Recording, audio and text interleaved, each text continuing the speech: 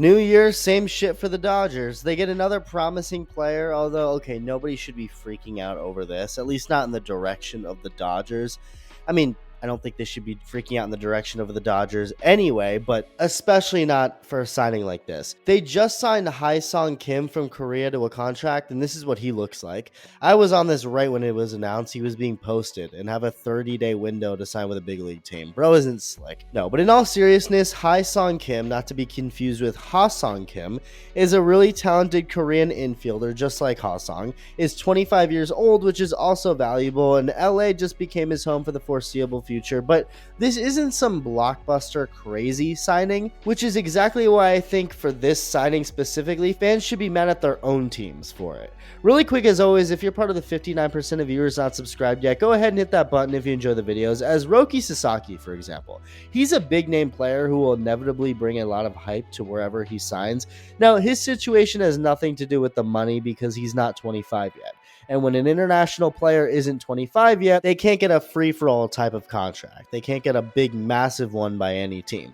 They're basically restricted to becoming exactly what a minor league player is in a sense, where whatever organization they pick, they're automatically with that team for 6 years. They can't reach free agency until after those 6 years and only get a few $1,000,000 as teams can only use their international bonus pool money to sign them. It's what Shohei Ohtani did when he came to America. He was too young to get a normal contract, but he still came anyway. So it's kind of like betting on yourself because you don't get crazy amount of money to begin with. But if you prove yourself worthy of a lot of money, you can obviously get a lot after the first 6 years of your big league career. Ohtani bet on himself and it obviously worked tremendously. Yoshinobu Yamamoto did the other way. He waited until he was 25 to come from Japan and then got the richest contract ever for a pitcher in baseball history with the Dodgers. So there's different ways you can do it. Some guys come early like Ohtani and now Sasaki, even though it's a risk that can cost yourself money. But then you have the Yamamotos of the world, or Ha-Sung Kim, who both came to America at 25. Same with now Hae-Sung Kim, who goes to the Dodgers. Now, Hae-Sung Kim is talented, like I said. He's won the Golden Glove Award in Korea 4 times, all in the last 4 years, winning it at shortstop in 2021 and then second base for the last 3 seasons. So he obviously brings a really good glove to a Dodger infield and overall team that loves versatility. The plan is for Mookie Betts to apparently go back to shortstop this year, but you can't bank on that working, at least not entirely. So it's good to know you have another good option to potentially take over at shortstop if need be in Kim. As for his hitting, he doesn't provide much power, but has been a solid batting average and on-base guy for the Kiwoom Heroes in the 8 seasons he played there, which is such a badass name for a team, by the way. I love it.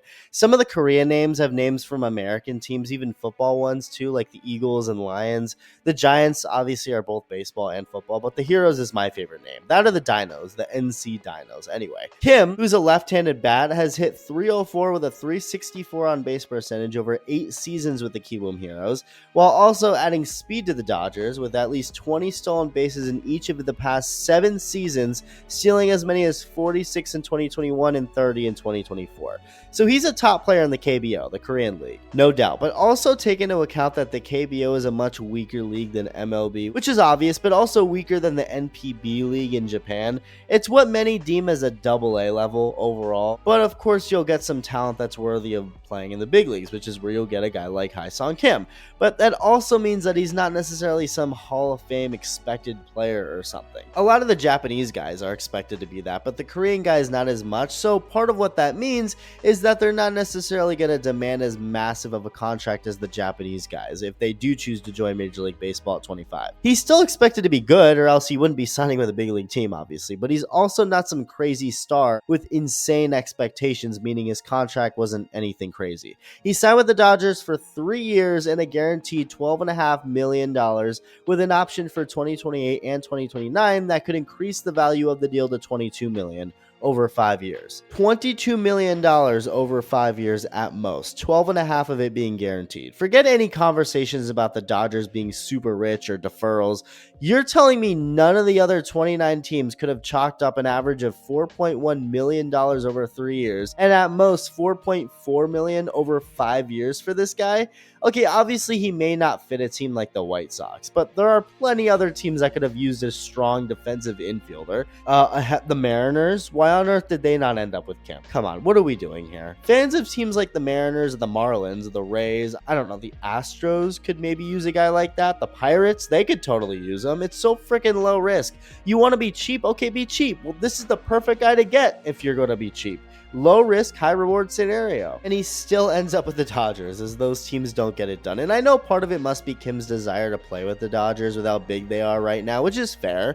He apparently even grew up a Dodger fan in South Korea. So at the end of the day, it's his decision, and clearly money wasn't really a factor here. No matter where he signed, he wasn't going to get a massive contract. So hats off to the Dodgers for getting this done. But also shame on the other teams for not getting him. It feels very Dodger-like of them to do. I know everyone wants to acknowledge with them as the superstars they have, which, yeah, they have superstars and very expensive players, but don't forget a massive reason why the Dodgers are and have been so dominant for 12 years now is because of the Tommy Edmonds of the world, the Max Muncies, the Chris Taylors, Kike Hernandez, Miguel Rojas, now Ha-Seong Kim, guys like that, versatile players who are solid and you can move them around all the time defensively.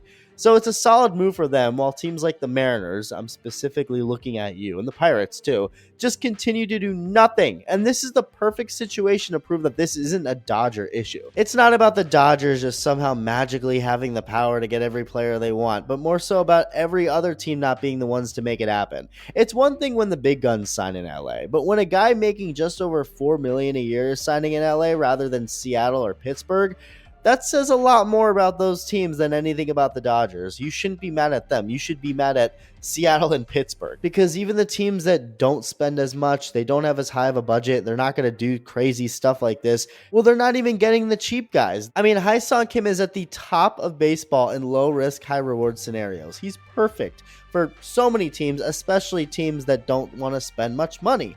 And they still don't get him. So if you're a fan of a team like Seattle or Pittsburgh or any team that really could use him and doesn't spend much money, yeah, you should be really mad at your own owner rather than the Dodgers. That's who a lot of fans should be directing their anger toward after a signing like this. Let me know your thoughts, and thank you for watching.